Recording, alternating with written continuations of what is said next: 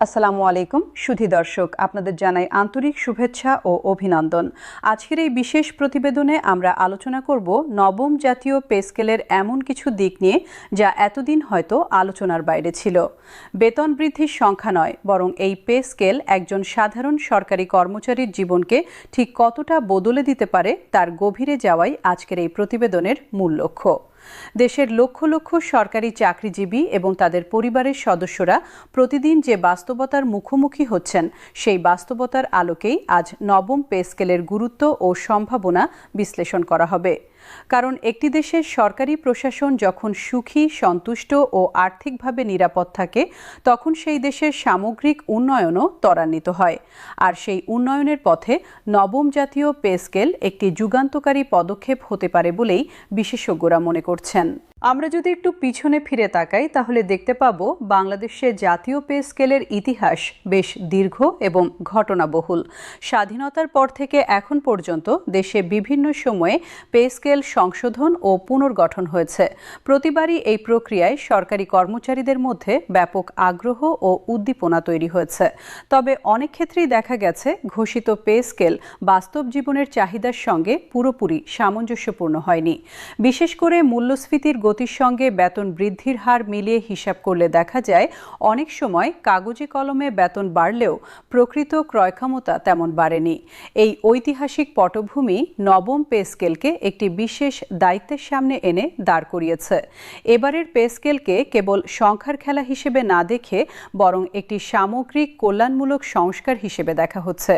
আর এই দৃষ্টিভঙ্গির পরিবর্তনটাই সবচেয়ে আশাব্যঞ্জক। বাংলাদেশের একজন সাধারণ সরকারি কর্মচারীর দৈনন্দিন জীবন কেমন, সেটা একটু ভেবে দেখলে পে স্কেলের গুরুত্ব আরও স্পষ্ট হয়।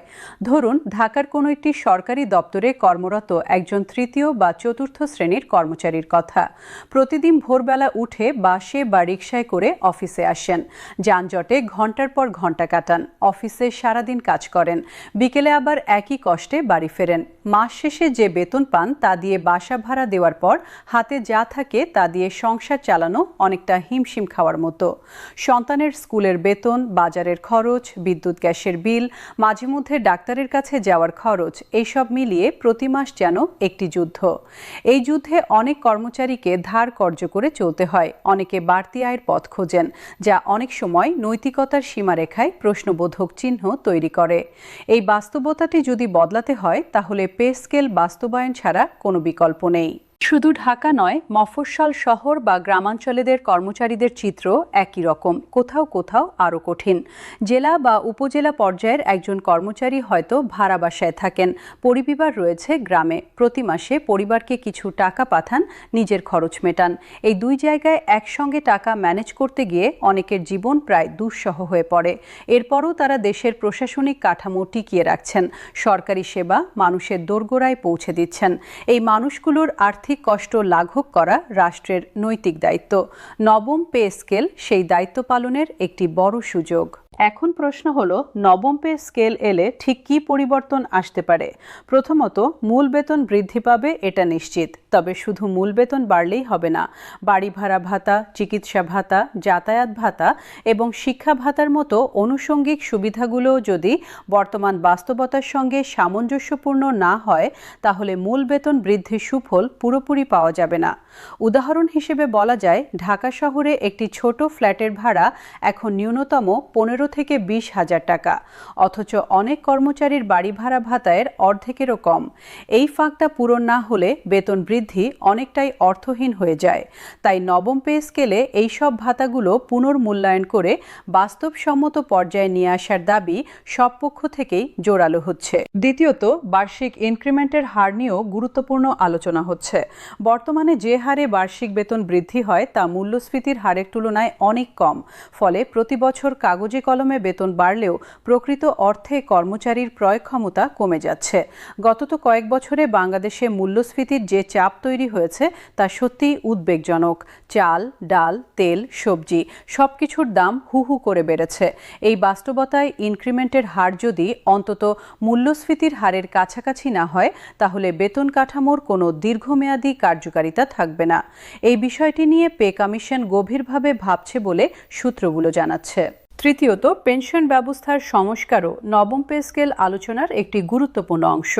অবসর নেওয়ার পর একজন সরকারি কর্মচারী যে পেনশন পান তা দিয়ে বর্তমান বাজার দরে সম্মানজনক জীবনযাপন করা ক্রমশ কঠিন হয়ে পড়ছে।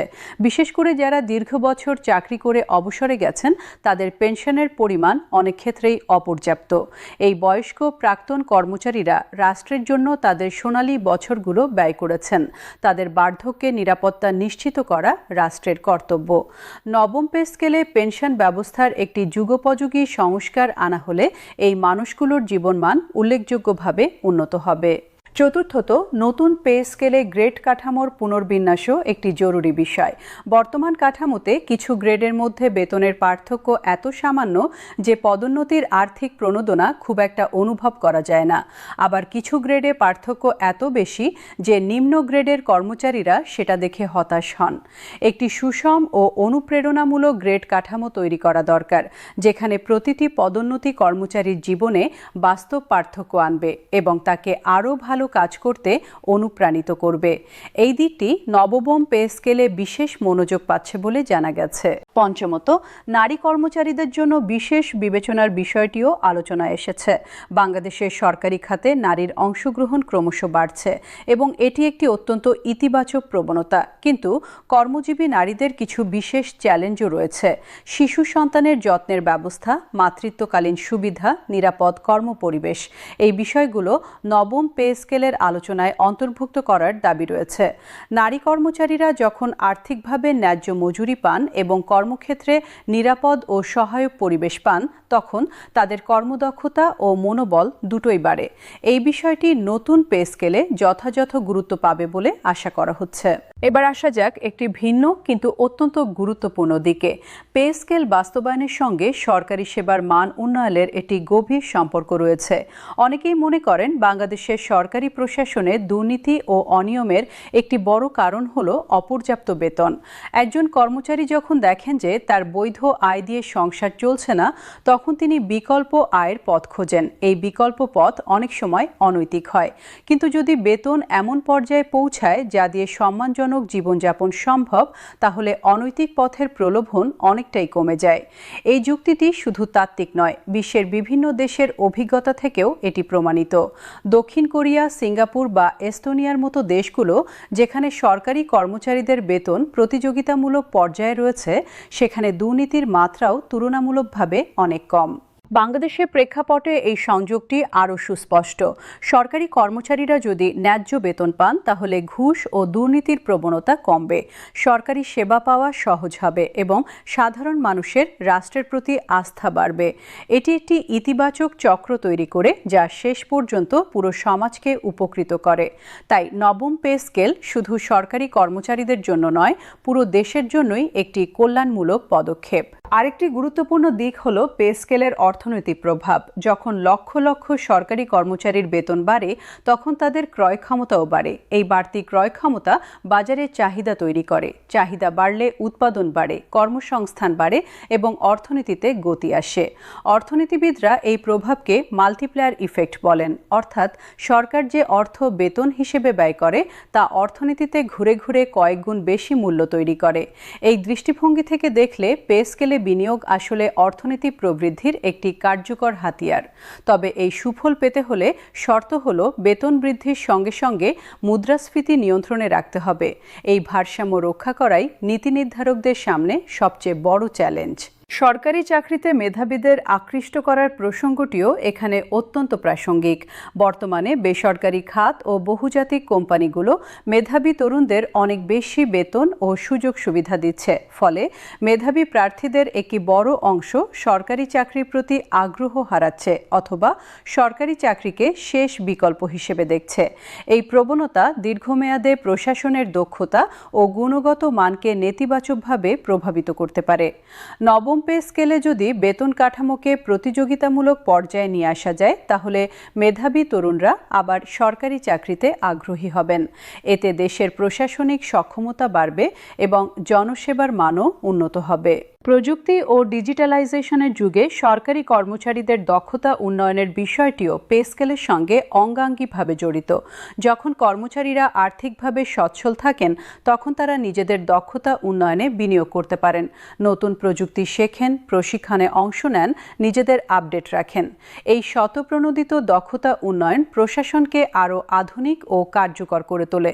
অন্যদিকে আর্থিক চাপে থাকা একজন কর্মচারীর পক্ষে নিজের উন্নয়নে মনোযোগ দেওয়া কঠিন হয়।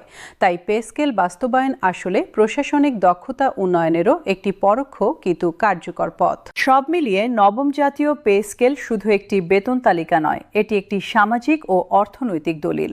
এটি রাষ্ট্র ও তার কর্মচারীদের মধ্যে একটি নতুন চুক্তির প্রতিফলন। এই চুক্তির মূল কথা হলো, তুমি রাষ্ট্রের জন্য নিবেদিত প্রাণ হয়ে কাজ করো, রাষ্ট্র তোমার জীবনের নিরাপত্তা নিশ্চিত করবে। এই বিশ্বাসের সম্পর্ক তৈরি হলেই একটি শক্তিশালী ও কার্যকর প্রশাসন গড়ে উঠতে পারে। গণপ্রজাতন্ত্রী বাংলাদেশের প্রধানমন্ত্রী তারেক রহমান এবং অর্থমন্ত্রী আমির খসরু মাহমুদ চৌধুরীর বক্তব্য থেকে এটি স্পষ্ট যে এই চুক্তিকে বাস্তবে রূপ দেওয়ার সদিচ্ছা এবং পরিকল্পনা উভয় বিদ্যমান। দেশ স্বাভাবিক হওয়ার পরপরই যখন এই পে স্কেল কার্যকর হবে, তখন বাংলাদেশের প্রশাসনিক ইতিহাসে একটি নতুন অধ্যায়ের সূচনা হবে।